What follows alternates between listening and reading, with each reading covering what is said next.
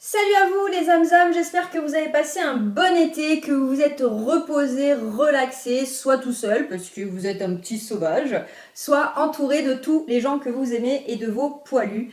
La rentrée s'annonce compliquée pour tout le monde, on vient de passer 1 an et demi, un petit peu difficile dirons-nous. Nous sommes en guerre. Et pour que tout se passe bien, en tout cas, aujourd'hui, on va répondre à une question simple. Comment éviter la dépression de la rentrée? Non pas pour vous, hein, ça je ne suis pas médecin, donc vous verrez directement avec votre généraliste. Je suis pas venue ici pour souffrir, ok? Mais en tout cas, pour vos poilus. On y répond tout de suite.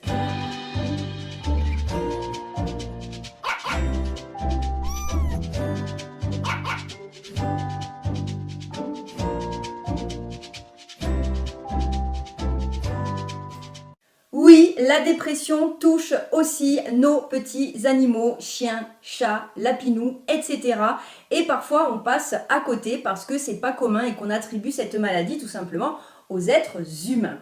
Mais après avoir passé 1 mois, 2 mois, 3 mois, si vous avez de la chance, de vacances avec, on va dire, un rythme de travail en tout cas réduit, et bien forcément, qui dit que vous n'êtes pas au travail, dit que vous êtes à la maison et que donc vos poilus ont pu profiter de votre présence au maximum. Résultat, à la rentrée des classes, quand les enfants et les ados vont repartir à l'école et que vous allez repartir au travail, ben forcément, Loulou et Léo vont rester tout seuls pendant des heures entières chez vous et la dépression risque de pointer un petit peu le bout de son nez. Elle se caractérise de différentes façons. Généralement, c'est vraiment un animal qui se met en retrait, qui a beaucoup moins d'interaction avec vous. Attention toutefois à ne pas dire de suite que votre animal est déprimé et que ça va passer, notamment chez le chat. On a du mal à s'en rendre compte parce qu'un chat est par rapport au chien un petit peu plus indépendant, mais si vous connaissez vos animaux, vous verrez que c'est quand même assez facile de voir que quelque chose est différent dans leur comportement. Si vous voyez que votre chat s'isole beaucoup, qu'il dort beaucoup, qu'il rechigne un peu à venir avec vous quand vous êtes tranquillement en pilou-pilou en train de chiller devant Netflix, déjà cela doit vous mettre la puce à l'oreille. Évidemment, si jamais vous remarquez qu'il mange beaucoup moins ou qu'il boit beaucoup plus ou qu'il fait ses besoins à côté de la litière, on ne le dira jamais assez, allez rapidement prendre rendez-vous chez votre vétérinaire afin évidemment d'écarter toute maladie biologique qui pourrait l'atteindre parce qu'on le sait, les chats cachent très facilement leur douleur et leur mal-être et c'est pour ça que c'est très compliqué de savoir s'ils sont déprimés ou pas. De l'autre côté, si votre chien joue moins que d'habitude, qu'il y a moins d'interaction avec vous, qu'il ne se jette pas sur vous quand vous rentrez du travail ou qu'au contraire, il se jette pire qu'il ne le faisait avant sur vous quand vous rentrez du travail ou qu'il commence à faire pipi par exemple quand vous arrivez, quand vous rentrez à la maison. Tous ces petits signes, une fois qu'on a une fois de plus pris rendez-vous chez un vétérinaire et qu'on a écarté toute maladie possible, peuvent être en tout cas le signe d'une déprime, d'une dépression due à un changement de rythme de vie tout simplement. Il y a deux types de dépression, les dépressions endogènes et les dépressions exogènes. La première catégorie ne nous concerne pas vraiment aujourd'hui, mais on reviendra dessus. Elle est liée à l'animal lui-même. C'est-à-dire que s'il a eu un début de vie difficile avec un sevrage compliqué, par exemple, ou qu'il est né pour être vendu dans une animalerie, et d'autres choses qu'on verra dans d'autres vidéos et qui me font déjà monter un petit peu la pression, forcément dans son comportement, on va retrouver cet état de dépression, cet état dépressif. De l'autre côté, le second cas de la dépression exogène, c'est une dépression qui arrive par rapport au style de vie, à la façon de vivre, au changement qu'il peut y avoir de vie dans le rythme journalier de votre animal. L'arrivée d'un bébé, un départ en vacances sans lui, alors vous le laissez en garde par exemple, du coup il y en a qui simplement se contentent de vous faire un petit peu la tronche quand vous revenez de vacances. Oui. Et il y en a qui tombent dans une très grave dépression. Il peut y avoir aussi le fait de reprendre le travail après avoir passé beaucoup de temps avec lui. Ou pareil pour vos enfants, on passe du temps, on est beaucoup avec lui, on va à la plage, on va au sport, on va à la montagne, on va faire des randonnées. Et du jour au lendemain, le 2 septembre, Pollux il se retrouve tout seul à se ronger les pattes sur votre canapé. Encore une fois, je le redis, Il faut vraiment écarter toute maladie possible chez votre animal si vous sentez qu'il a un changement de comportement, parce que la raison première d'une dépression chez votre animal, c'est la maladie. Un animal qui souffre dans son corps ne va pas forcément le montrer, et donc ça va être à vous d'être attentif tout simplement pour voir si dans son comportement, il y a des choses qui ne sont pas habituelles. Il y a donc des petites choses à mettre en place pour cette rentrée qui s'annonce pour que votre animal le prenne le mieux possible. Déjà, vous allez multiplier l'interaction avec lui et le féliciter même quand il ne fait pas des choses extraordinaires. Votre animal a besoin de sentir que vous l'aimez d'autant plus parce que vous le quittez une bonne partie de la journée. Donc, quand il va chercher la balle, au lieu de simplement lui renvoyer la balle le soir, même si vous êtes très fatigué de votre journée parce que vous avez retrouvé votre patron et que vous en avez déjà ras la couette avant les prochaines vacances, vous allez le féliciter, vous allez en rajouter en lui disant que c'est très bien, que c'est un bon chien, que c'est le meilleur chien du monde. Et ça va être pareil pour votre petit chat. Je vous dis de multiplier les interactions avec votre animal. Je parle d'interactions douces.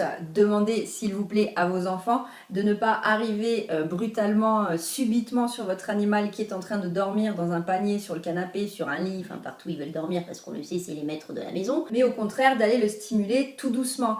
Un animal qui est un petit peu dépressif se retrouve souvent perdu dans son monde et dans ses pensées, et donc le moindre coup de stress ou une porte qui claque ne va pas du tout améliorer son état. La seconde chose, ça va être de le restimuler. Si vous avez vu que votre animal adorait un certain jeu que vous faisiez vous ou vos enfants, dans ces cas-là, il va falloir le restimuler avec ça, lui montrer que ce n'est pas parce que vous reprenez le travail ou que vous repartez sur les bancs de l'école que vous n'êtes plus là pour lui. Donc il va falloir que vous preniez sur votre planning qui est un petit peu plus serré du coup, pour passer du temps avec lui et pour privilégier du temps uniquement entre lui et vous. Vous allez donc créer une sorte de rituel, par exemple tous les soirs, si votre chat adore les sticks en guise de friandises, tous les soirs, vous allez prendre un petit quart d'heure avec lui et lui donner son stick ou par exemple le brosser. Il faut en fait que tout ce que vous avez pu faire avec lui cet été ne change pas le reste de l'année pour qu'il voit que ok, l'été c'est un bonus car toute ma famille est avec moi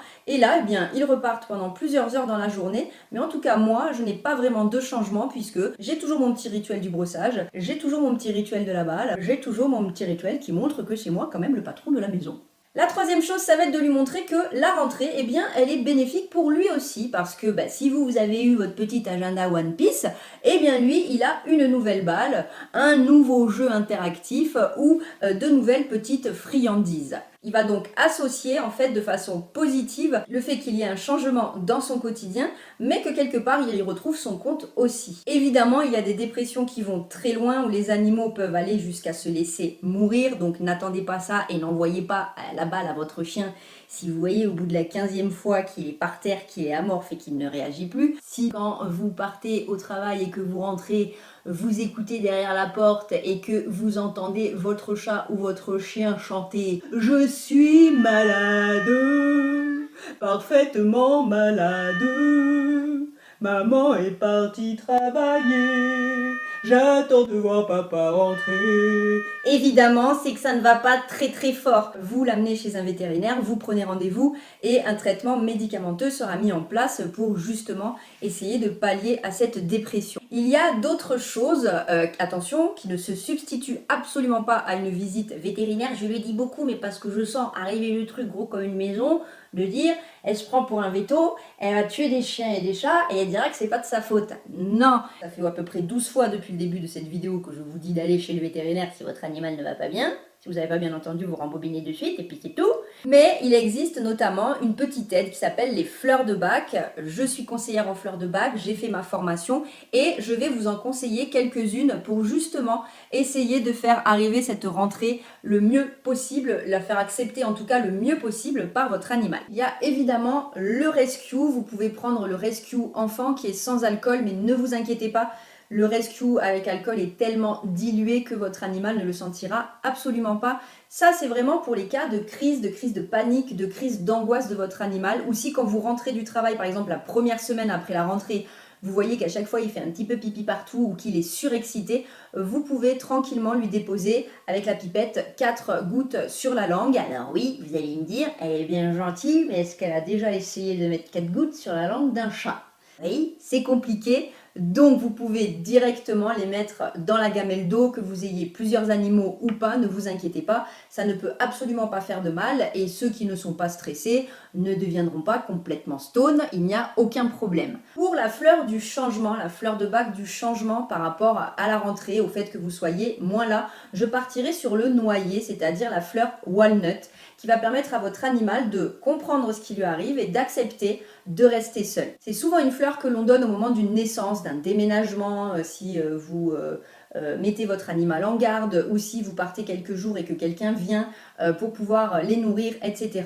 C'est une fleur de l'acceptation, c'est une fleur qui va lui permettre de se sentir bien dans le nouvel environnement dans lequel il se trouve. Le mieux, c'est de commencer tranquillement en mettant 4 gouttes dans la gamelle et le soir, vous changez l'eau en mettant 4 nouvelles gouttes. Et vous voyez comment ça se passe. Pour les chiens comme pour les chats, vous pouvez aussi mettre les 4 gouttes directement dans vos mains et les caresser au niveau du visage de la truffe. Ça va être un moment agréable pour lui et en plus, ça peut faire partie du fameux rituel dont je vous parlais. On ne s'angoisse pas, on ne se déprime pas de remarquer que son animal déprime. Ne faites pas comme moi, je suis une éponge à émotions. Si je vois qu'un de mes animaux va mal, je vais mal. Si mon animal a la chiasse, j'ai la... Hein? La rentrée s'annonce pour que votre animal se sente le mieux possible et qu'il ne soit pas déprimé comme vous, et vous allez certainement l'être parce que, bah oui, à un moment donné, fini les vacances, il va falloir repartir travailler. Et honnêtement, on est tous d'accord pour dire que ça fout bien les boules. Allez-y, tout doucement, cette rentrée va super bien se passer. C'était quelques petits conseils. Encore une fois, n'oubliez pas, on s'abonne, on active la cloche pour recevoir mes petites vidéos. Je remercie infiniment les personnes qui partagent et qui commentent les vidéos. J'ai rencontré des personnes très intéressantes et je trouve ça super de pouvoir échanger autour d'un sujet qui nous passionne. D'ici la prochaine vidéo, vous connaissez la musique, cajolez, papouillez, câlinez vos petites boules de poils. N'oubliez pas que vous êtes la personne la plus importante à leurs yeux. Rendez-le leur!